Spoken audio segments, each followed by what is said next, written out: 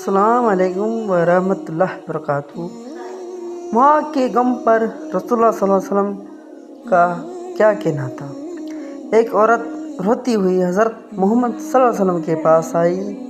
اپنے مردہ بچے کو اپنے باہوں میں پکڑ کر وہ اس قدر غم زدہ تھی کہ بے حس ہو گئی۔ بولنے یا اپنے جذبات کا اظہار کرنے سے قاصر تھی۔ آپ صلی اللہ علیہ وسلم نے بچے کو اپنے سینے سے لگا لیا اور رونے لگے۔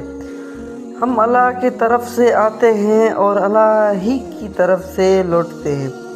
اے اللہ، اس بچے اور اس ماں کو بخش دے اور انہیں جنت میں دوبارہ ملا دے۔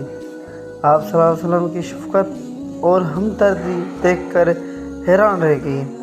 اس نے اپنے اوپر سکون کا احساس محسوس کیا اور اس کا غم کم ہونے لگا۔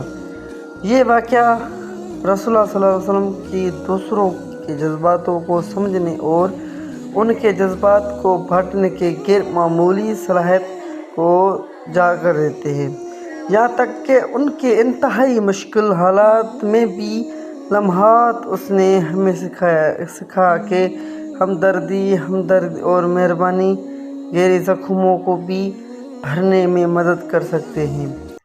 شکریہ۔